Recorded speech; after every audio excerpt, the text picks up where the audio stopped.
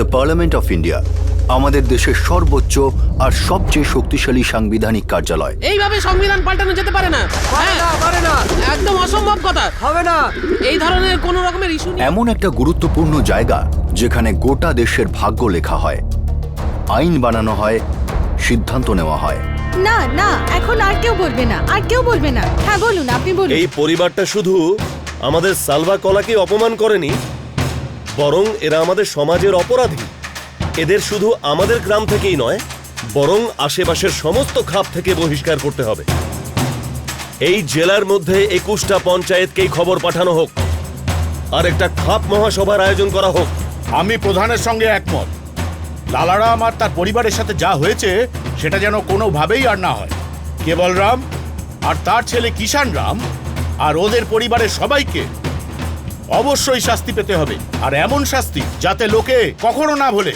খাপ মহাসভার সিদ্ধান্ত চূড়ান্ত সিদ্ধান্ত হবে। এর ওপর কিছু নয়, এর ওপর কেউ নয়। 13 আর 14 জুন ডাকা হবে খাপ মহাসভা। 5 জন করে দুটো দল তৈরি হবে। এই দুটো দল আশেপাশের সমস্ত গ্রামগুলোতে গিয়ে ঘোষণা করবে খাপ মহাসভার খবর আগুনের মতো ছড়িয়ে পড়া চাই।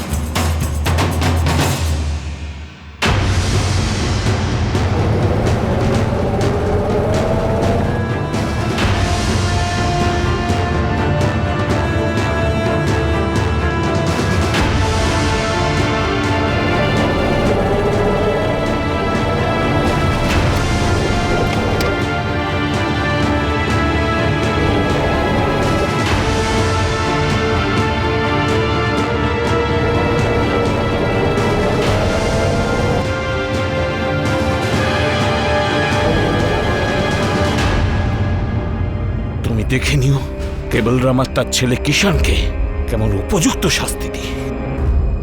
ওরা আমার স্মিতাকে ঠকিয়েছে, সারা জীবন পস্তাবে।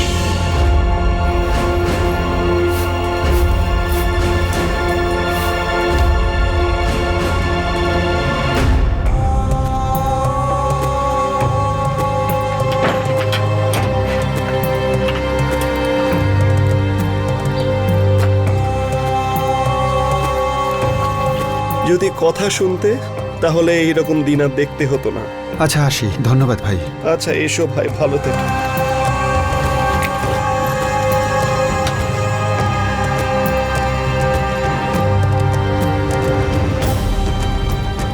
বাবা, আমায় ক্ষমা করে দাও। আমার জন্য তোমাকে আর পুরো পরিবারকে কষ্ট করতে হচ্ছে। না বাবা, তুই যেটা করেছিস ঠিক করেছিস। প্রত্যেক মানুষেরই নিজস্ব স্বাধীনতা থাকা উচিত। নিজের ভালো মন্দ নিজেই বিচার করাটা ভালো। নিজের জন্য চিন্তা করা আর নিজের চিন্তা অনুযায়ী সিদ্ধান্ত নেওয়া, এটা আমাদের দেশের সমস্ত নাগরিকের সাংবিধানিক অধিকার। কিন্তু আমাদের দেশের সংবিধান কি সারা ভারতে কার্যকর হয়? রাজস্থানের সালুয়াকালা গ্রামে একটা ঘটনার জন্য খাপ মহাসভা ডাকা হয়েছিল, যেখানে কেবলরাম, তার ছেলে কিষান রাম আর তাদের গোটা পরিবারের ভবিষ্যৎ নির্ধারণ করার কথা ছিল। গ্রামের অন্য একজন বাসিন্দা লালারাম এই অভিযোগ করেছিলেন যে কেবলরাম আর তার ছেলে কিষান রাম তার মেয়ের সঙ্গে প্রতারণা করেছে। বাস্তবে কেবলরাম আর তার ছেলে কিষান রাম লালারামের মেয়ে অস্মিতার সঙ্গে কি এমন করেছিল যার কারণে তাদের উপর 21টি গ্রাম থেকে বহিষ্কার জারি করা হয়েছিল।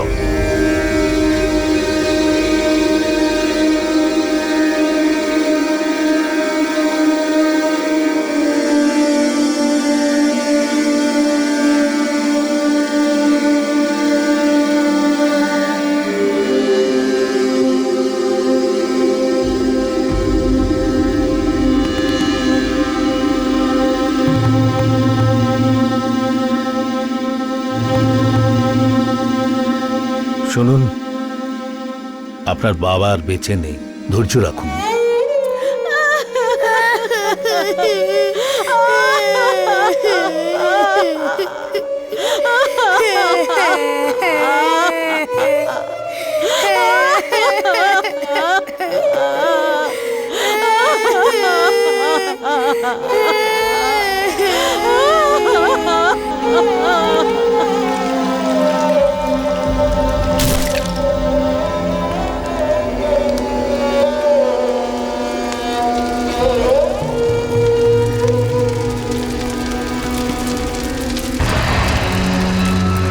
লালারাম বাবু, তোমার বাবা তো সারাটা জীবন খুব সুখেই কাটিয়ে গেল, এটা যেন ওর আত্মার মুক্তি হয়ে গেছে।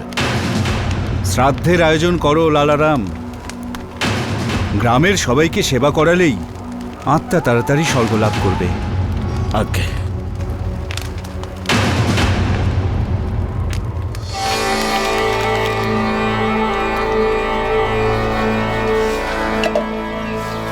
আরে বাবু, তোরা এদিকে শোন। জীবন, কিষান, আয়। হ্যাঁ বাবা। এনে, এটা টিফিনের সময় খাবি আর খুব মন দিয়ে পড়বি, কেমন? বুঝেছিস তো? বুঝে গেছি বাবা। যাও। বাবা, হ্যাঁ, আমি হাইওয়ে পেট্রোল পাম্পে একটা কাজ পেয়েছি, করব কি? কিসের কাজ বাবা? বাবা, ওখানে দেখাশোনা করবার কাজ, আর ওরা টাকাও ঠিকঠাক দেবে, আর আমি একটু চেষ্টা করলেই অনেক এগোতে পারবো। ঠিক আছে, তুই যখন বলছিস তখন কর। প্রত্যেক মানুষের নিজের জীবনের সিদ্ধান্ত নেওয়ার অধিকার আছে। নমস্কার কেবলরাম বাবু। আরে নমস্কার দাদা, আসুন আসুন। এই যে ফটো, এতে সবকিছু লেখা আছে। শ্রাদ্ধানুষ্ঠানের আয়োজন, তাই তো? আগে হ্যাঁ, ভাবছি যে শ্রাদ্ধানুষ্ঠানের সঙ্গেই আমার দ্বিতীয় মেয়ে স্মিতা, ওর বিয়েটাও সেরে ফেলবো। বাবার আত্মাও শান্তি পাবে। আরে এটা তো খুব ভালো সিদ্ধান্ত নিয়েছেন আপনি। আমি ভাবছিলাম যে তোমার দ্বিতীয় ছেলে কিষান আর আমার মেয়ে স্মিতা, কি বলেন আপনি? এ তো খুব ভালো প্রস্তাব দাদা, খুব ভালো, খুব ভালো মানাবে দুজনকে। আপনি রাজি আছেন? আরে হ্যাঁ, নিশ্চয়ই রাজি, কেন রাজি হব না? আর তাছাড়া আপনার মেয়ে তো খুবই ভালো মেয়ে। হ্যাঁ, অনেক অনেক ধন্যবাদ আপনাকে, অনেক ধন্যবাদ। আরে ঠিক আছে, ঠিক আছে। मारे ससुरा जी ने कह दो सोनारी नथनी लाजो, मारे ससुरा जी ने कह दो सोनारी नथनी लाजो। अरे इसो किसो बर बूटो मारे सारो जो बन लुटो, मारे गोजा ले लो छे ले ला मन के लाजो मन बूटो।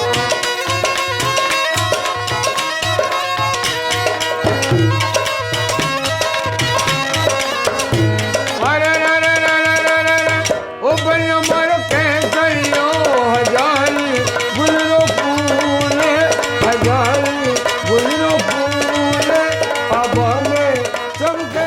তবে দাদা, আজ থেকে আমরা সম্বন্ধী হয়ে গেলাম। ঠিকই বলেছেন আপনি। সময় এলে ধুমধাম করে বিদায় করব। ততদিন পর্যন্ত মেয়ে আমাদের কাছে থাকবে, কোনো আপত্তি নেই তো আপনার? আরে কি বলছেন, এটাই তো নিয়ম, এতে আপত্তি করার কি আছে? তবে তো ঠিক আছে। মৃত্যুভোজ, পরলোকগত আত্মীয়ের স্মরণে আয়োজিত একটা ভোজ। আর রেওয়াজ অনুযায়ী মৃত্যুভোজ উপলক্ষে একটা বিয়ে, যাতে পরলোকগত মানুষের আত্মার শান্তি পায়। লালারামের পিতার মৃত্যুভোজের সময় 12 বছরের অস্মিতার বিয়ে 16 বছরের কিষান রামের সঙ্গে ঠিক হয়েছিল। এটা 2006-এর কথা। তার আগে লালারামের মায়ের মৃত্যুভোজের সময় লালারামের বড় মেয়ে সঙ্গীতার বিয়ে দেওয়া হয়েছিল। সেটাও একটা বাল্যবিবাহ ছিল। 1929-এ চাইল্ড ম্যারেজের বিরুদ্ধে একটা আইন পাশ করা হয়, চাইল্ড ম্যারেজ রেস্ট্রেইন্ট অ্যাক্ট। আর 2006 সালে একটা নতুন আইন চালু হলো, prohibition of child marriage act. এই আইন অনুযায়ী বাল্যবিবাহের বন্ধনে থাকা ছেলে বা মেয়ে যদি চায়, প্রাপ্তবয়স্ক হওয়ার পর সেই বিয়ে অস্বীকার করতে পারে। বাবা, বাবা, বাবা, বাবা, এই দেখো, এই দেখো রেজাল্ট দেখো, আমার নাম্বার দেখো।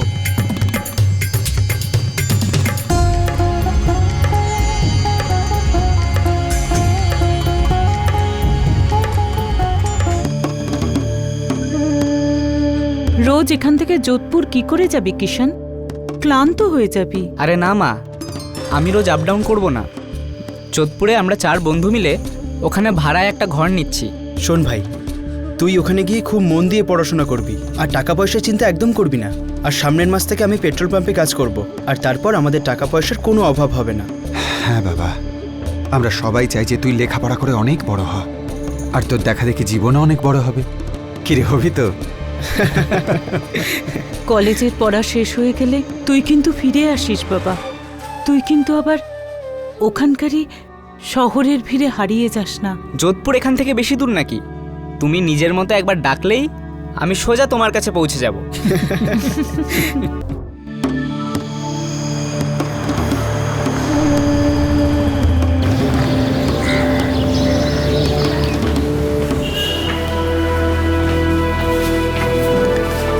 Morning sir.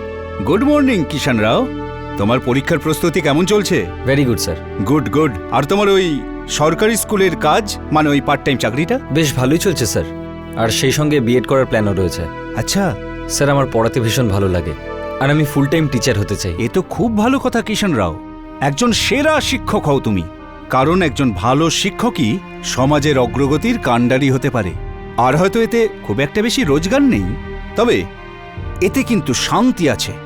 শিশুদের চোখে জ্ঞানের আলোক মণিমাণিক্যের থেকেও বেশি উজ্জ্বল হয়। বুঝেছি স্যার, আমি নিশ্চয়ই একদিন ভালো শিক্ষক হব।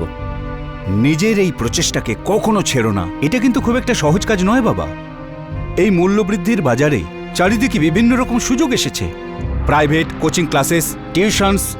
একদিকে থাকবে তোমার চাহিদা আর অন্যদিকে থাকবে তোমার নীতি। কিন্তু একটা কথা মনে রেখো, নিজ গুণে সঠিক জীবিকা নির্বাহ করা একজন মানুষের কাজ, কিন্তু সততা আর স্বাধীনতা মানুষের সহজাত ধর্ম। এ দুটোই তার অধিকার আর কর্তব্য। এ দুটোর সাথে কখনোই আপোষ করো না। তুমি তোমার জীবনকে কিভাবে গড়বে সেটা একান্ত তোমার সিদ্ধান্ত, তোমার নিজের অধিকার। পরিস্থিতি যেন বিভ্রান্ত না করে। 3 বছর কলেজে পড়ার সময় এডুকেশন কিষানের জীবনের প্রতি তার দৃষ্টিভঙ্গি অনেক বদলে দিয়েছিল।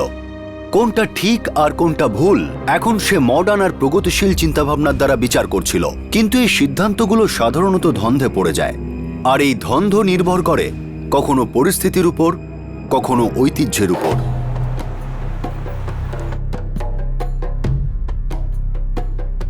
মাওলা মাওলা। আরে কিষান, কি হয়েছে? সকালবেলা থেকে এরকম দুঃখী স্ট্যাচু হয়ে বসে আছিস কেন? কি হয়েছে? না রে ভাই, কিছুই হয়নি। কিছু তো হয়েছে, আমার কাছে লুকাবি? বল কি হয়েছে? আরে না রে ভাই, তেমন কিছুই হয়নি। আরে তেমন কিছু হয়নি মানে? বিএডে মেরিট লিস্টে আছিস তুই, আর সেই জন্যই বিনা ডোনেশনে ভর্তি হতে পেরেছিস। অলরেডি সরকারি স্কুলে পড়াচ্ছিস, ওখানে পার্মানেন্ট হবি। ওদিকে গ্রামে মা বাবাও খুশি। আরে আর কি চাই? আর যেভাবে তুই মুখ ঝুলিয়ে বসে আছিস না, তার তো মানে একটাই দাঁড়ায়। কি এর মানে? কি? কন্যা, মেয়ে। ইংরেজিতে বলবো গার্ল। তুই নিশ্চয়ই প্রেম টেমে চক্করে পড়েছিস ভাই। केसरिया बालम आवोले पधारो मोरे देश जी, पधारो मोरे देश जी।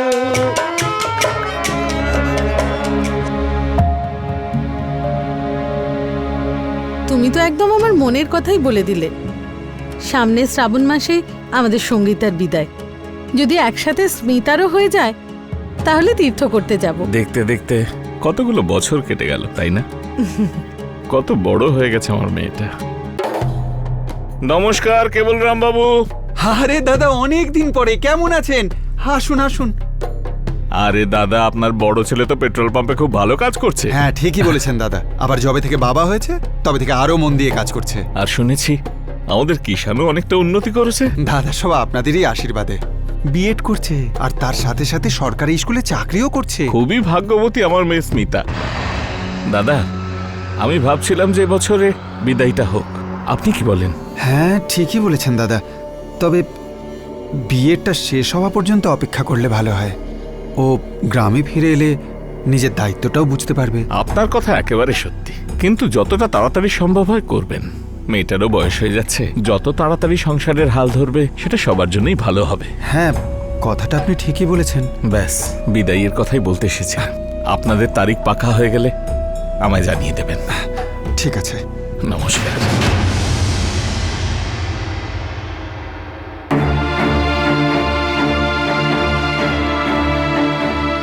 কিষান, তোর বাবার সাথে কথা হয়েছে? সব কথা হয়নি, আমি আরেকটু সময় চেয়েছি।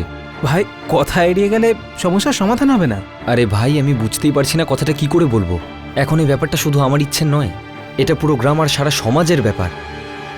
তখন ওর বয়স মাত্র 12 বছর ছিল, আর আমি 16 বছরের, মানে বাচ্চা ছিলাম।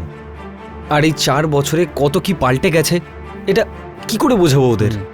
কিষান, যেভাবেই বোঝা, একদিন না একদিন তো তোকে বোঝাতেই হবে, তাই না? এটার জন্য তো সারা জীবন অপেক্ষা করতে পারিস না। আমি নিজের জন্য চিন্তা করছি না রে ভাই, আমার তো শুধু মা বাবা আর ভাইদের জন্য চিন্তা হয়। ওরা কি ভোগ করবে আর কি কি সহ্য করতে হবে ওকে।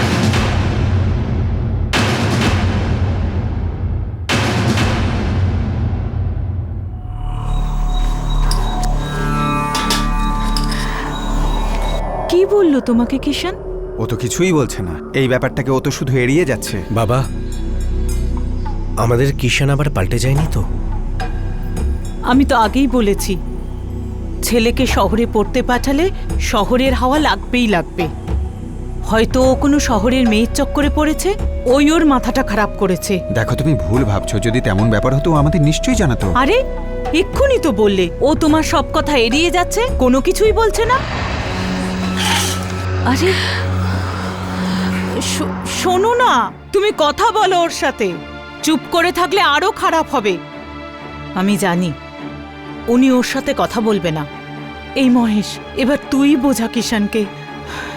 ও যদি একটুও ভুল করে না, তাহলে আমাদের 7 পুরুষকে ভুগতে হবে। হ্যাঁ।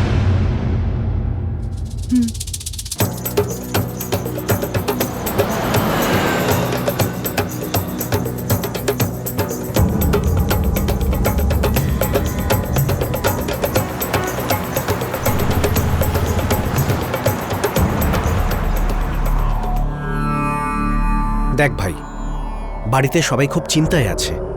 মা, বাবা, এমনকি তোর শ্বশুর মশাই 10 বার এসে কথা বলে গেছেন ওই ব্যাপারে, যে বিদায় কবে হবে, কবে মেয়েকে নিয়ে যাবে। আর তুই এখানে চুপচাপ বসে আছিস। দাদা, আমি কিছু বুঝতে পারছি না, কি বলবো, কিভাবে বলবো। কোনো মেয়েটের চোখ করেছে নাকি? না দাদা। তাহলে কি ব্যাপার? আমার এসব ঠিক মনে হচ্ছে না দাদা। কি কি ঠিক মনে হচ্ছে না? এই ছোটবেলার বিয়ের ব্যাপারটা আমার ভাবার জন্য একটু সময় চাই দাদা। আরে ভাই, এতে এত ভাবার কি আছে? তোর বিয়ে হয়ে গেছে স্মিতার সাথে। আরে ও আমাদের বাড়ির বউ আর তোর স্ত্রী। দেখ ভাই, কথা শোন, বাড়ি ফিরে আয়, জেদ করিস না। দেখ, বিদায় হয়ে গেলে সব ঠিক হয়ে যাবে। দাদা, বিয়েটা ছোটবেলায় হয়েছিল, তখন আমি আমার ইচ্ছেটাও বুঝতাম না। আর এখন বড় হওয়ার পরে তুই সবকিছু জেনে গেছিস না? বাড়ির লোকেদের সিদ্ধান্ত মানছিস না। সিদ্ধান্তটা বাড়ির লোকের ছিল, সেজন্যই এত ভাবছি। দেখ ভাই, বাবা ওনাদের কথা দিয়ে দিয়েছেন, আর তুইও তো 7 পাক ঘুরেছিলি আর কপালে সিঁদুর দিয়েছিলি। আরে ও তোর বউ, আর এর মধ্যে কিছুই বদলাবে না রে ভাই। আমি তোর সামনে হাত জোড় করছি। না দাদা।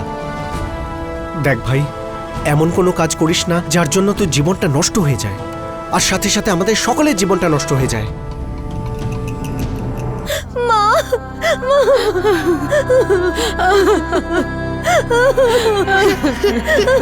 দিদি,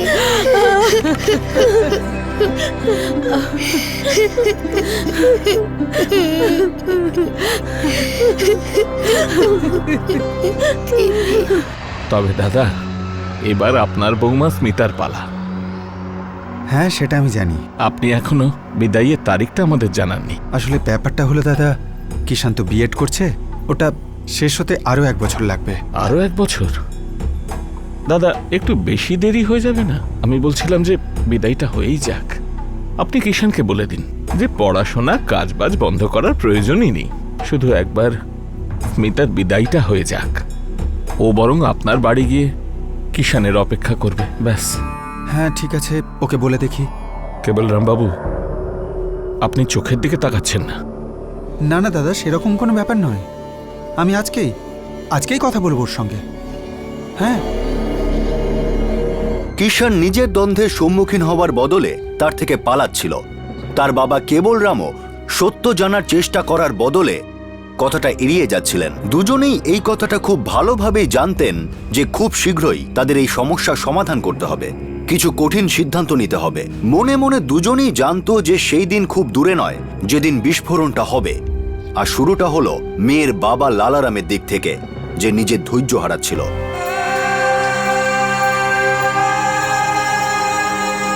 জানি না কি ভাবে ওরা নিজেদের, ওদের এসব নাটক অনেক হয়েছে। আজ তো আমি তারিখ পাকা করেই আসব।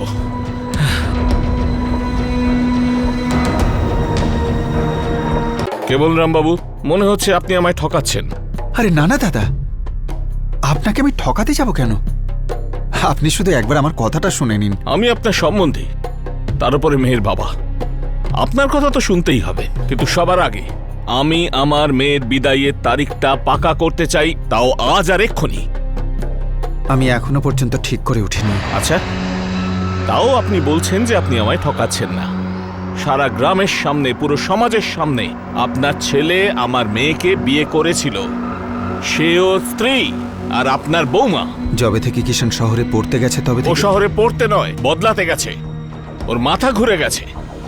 কিন্তু আপনি হলেন ওর বাবা, আপনি তো বুদ্ধিমান, আপনি ওকে বোঝাচ্ছেন না কেন?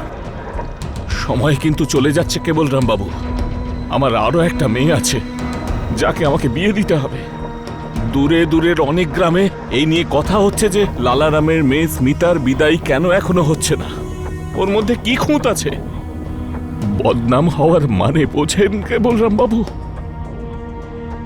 চুপ করে আছেন কেন? বলুন কেবলরাম বাবু, বলুন। যদি আপনার চুপ করে থাকাটাই আপনার জবাব হয়, তাহলে আমার একটা কথা শুনে রাখ কেবলরাম, তাহলে আমার জবাবটা তোদের সবাইকে চুপ করিয়ে দেবে সারা জীবনের জন্য।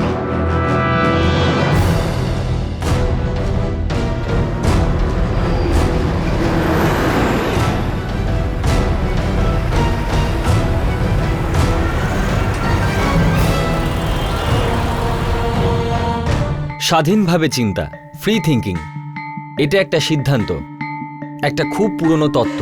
আজ থেকে 2500 বছর আগে গৌতম বুদ্ধ বলেছিলেন যে লিখিত শব্দ, নিয়ম, গুজব আর প্রবচন, এই সব কিছুর থেকে বড় হলো মানুষের বিবেক আর তার বুদ্ধি। কোনো কথাকে এজন্য মেনে নিও না যে সেটা বইয়ের মধ্যে লেখা রয়েছে, আর কোনো কাজই এই জন্য করো না যে ওটা নিয়ম অথবা রীতিনীতি। সমস্ত চিন্তা এবং কাজকে নিজের জীবনে ব্যবহার করো, আর যদি তখন মনে হয় যে ওই কাজটা করলে তোমার আর তোমার সমাজের মঙ্গল হবে, তাহলে নিশ্চয়ই সেটা করো। কিন্তু তোমার চেতনা যদি তোমাকে সেই কাজটা করতে বারণ করে, তাহলে সেটাকে নির্ভয় অস্বীকার করো। স্যার, চেতনা মানে কি স্যার? চেতনা চেতনা মানে হলো তোমার নিজের মনের আওয়াজ। সেটা তোমাকে বলে দেয় যে কোনটা ঠিক আর কোনটা ভুল।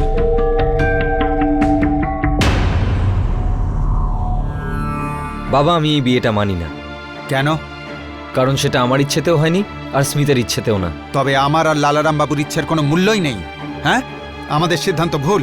আমি স্মিতা সম্পর্কে কিছুই জানি না, আর না স্মিতা আমার সম্পর্কে কিছু জানে। ও শুধু এটাই জানে যে তুই খুব তাড়াতাড়ি গিয়ে ওকে নিয়ে আসবি।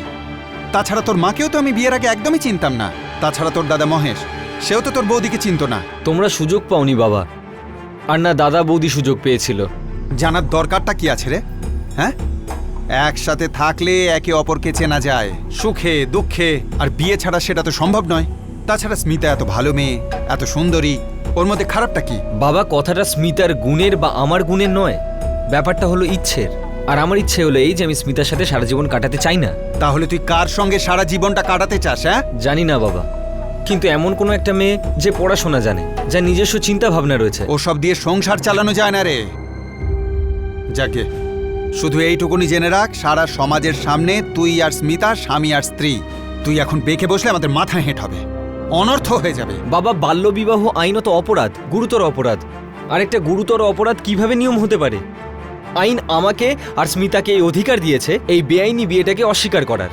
বাবা, এবার তুমিই বলো, আমাদের দেশের আইন বড় না এই চলে আসা বেনিয়ম? বাবা, যুগটা অনেক বদলে গেছে, আমরা যুগের সঙ্গে কেন চলছি না? বাবা, তুমি সত্যি করে বলো, আমি কি ভুল বলছি? হ্যাঁ, তুই ভুল বলছিস। তোর এই জেদ অনেকগুলো জীবন নষ্ট করে দেবে। আর আমার ইচ্ছের কোনো দাম নেই। নিয়ম বড় না মনুষ্যত্ব? নিজের প্রাণ বড় নাকি সমাজের এই মিথ্যে অহংকার?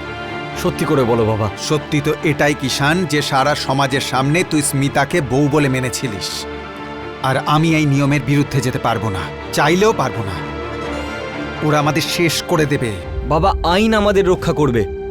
দেখ বাবা, তোর এই পড়াশুনোকে, তোর ভাবনা চিন্তাকে আমি সম্মান করি। তুই ক্লাসে যা পড়াচ্ছিলিস আমি শুনেছি, গর্বে বুক ফুলে গেছে। কিন্তু স্কুলের পড়া বাস্তব জীবনে কাজে আসে না। 2 আর 2 সবসময় 4 হয় না। এই পড়াটা তুই যত তাড়াতাড়ি শিখবি ততই আমাদের পক্ষে ভালো। আর একটা কথা মনে রাখবি, আইন থাকে বইয়ের পাতার ভিতরে, আর আমাদের জীবন থাকে খাপ পঞ্চায়েতের মুঠোর মধ্যে। বুঝেছিস? যে নিয়মটা এত বছর ধরে চলে আসছে, তার তো কোনো একটা কারণ আছে। আর এতে ভুল কিসের? গ্রামের এক প্রবীণ ব্যক্তির শ্রাদ্ধের দিন হয়েছিল এই বিয়েটা। এই বিয়েকে অস্বীকার করা মানে ওনার আত্মাকে অসম্মান করা। অসম্মান আমি করছি না, আর কাউকে অপমানও করতে চাই না। আমি শুধু এটুকু বলতে চাইছি যে আমার ছেলে কিষান লেখাপড়া শিখেছে। ও নতুন যুগের ছেলে। এই প্রজন্ম নতুন কিছু শিখছে, ভালো কিছু শিখছে। আমি তো শুধু এটাই বলতে চাইছিলাম যে যে এটা পালন করতে চায় পালন করুক, আর যে পালন করতে চায় না তাকে ছেড়ে দেওয়া হোক। এইভাবে তাকে শৃঙ্খলে বাঁধা ঠিক হবে না। শৃঙ্খল? শৃঙ্খল? আমি তো ভেবেছিলাম লেখাপড়া করে তোর ছেলেরই শুধু মাথা খারাপ হয়ে গেছে, কিন্তু এখন তো মনে হচ্ছে যে তোর মাথাটাই গেছে। 4টে ইংরেজি অক্ষর আর 1000 বছরের নিয়মের কোনো তুলনা হয় না। আমাদের পূর্বপুরুষরা মূর্খ ছিলেন না যে বংশ পরম্পরায় ওই নিয়ম কানুনগুলো আমাদেরকে দিয়ে গেছেন। তুই স্বইচ্ছায় লালারাম বাবুর মেয়ের বিয়েতে রাজি হয়েছিলি কিনা? হয়েছিলাম। তাহলে নিজের কথা রাখ আর 1 সপ্তাহের মধ্যে বিদায় করিয়ে নে। আর যদি না করিস তাহলে কিন্তু কিচ্ছু ঠিক থাকবে না।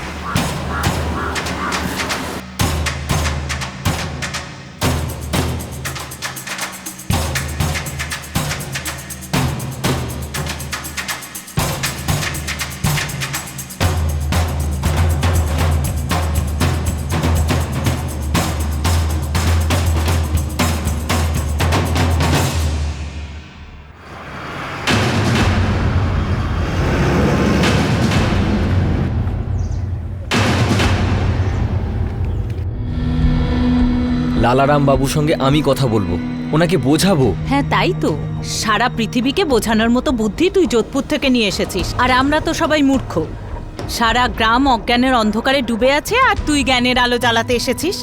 তুই তো বিপ্লব আনতে চাস না? মা, আমি কোনো বিপ্লব টিপ্লব আনতে চাই না। আমি তো শুধু এরকম একজন স্ত্রী চাই যে পড়াশোনা জানে, যে আমায় সিদ্ধান্ত নিতে সাহায্য করবে, প্রকৃতার্থে অর্ধাঙ্গিনী হবে। মা, আমি স্বাধীনভাবে বাঁচতে চাই, কোনো ভয়ের মধ্যে নয়। এই ভাই, জীবন তো অনেক পরের কথা। তুই একটা কথা বল, তোর শ্বশুর তো এই শিক্ষাকে কোনো মর্যাদাই দেয়নি, তোর কোনো কথাই তো শোনেনি। তাহলে কি করবি তুই? বল, কি করবি এখন? কিষান,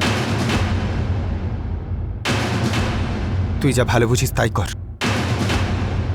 তোর কথা হয়তো আমরা বুঝতে পারছি না, কিন্তু কথাটা তো সত্যি, কঠিন সত্যি। বাবা, আমি এই সমস্ত নিয়মকানুন মানি, সেই সঙ্গে এটাও মানি যে মন থেকে এগুলোকে মানা উচিত, কিন্তু জোর করে নয়। তোর নিজের জীবনের সিদ্ধান্ত নেওয়ার অধিকার তোর আছে, সকলেরই থাকা উচিত।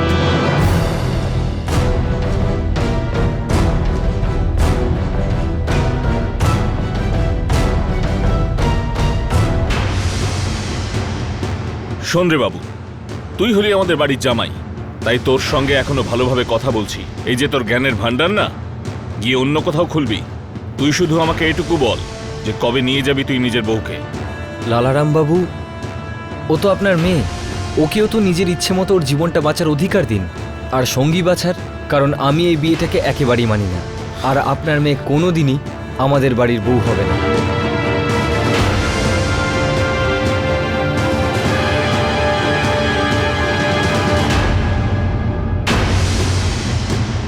না, এটা হতেই পারে না। আরে এটা তো হয়েইছে। কেবল রাম আর কিষান রাম তো সীমা ছাড়িয়ে গেছে। আজকে এরা দুজন, কালকে না জানি কত লোক জুটে যাবে। তখন বিদায়ী হওয়ার পরও মেয়েদের বাপের বাড়ি পাঠিয়ে দেবে। এই বাপ বেটা দুজনকেই উপযুক্ত শিক্ষা দিতে হবে। এভাবে কেউ নিয়ম ভাঙতে পারে না, এভাবে তো গ্রামের অমঙ্গল হবে।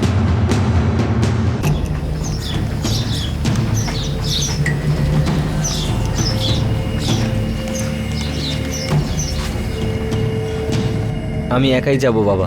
না ভাই, আমি যাব তোর সাথে, চল। না, শুধু আমি আর কিষান যাব, অন্য কেউ যাবে না সঙ্গে। বাড়ি থেকে কেউ বেরোবে না, কথাটা শুনেছ?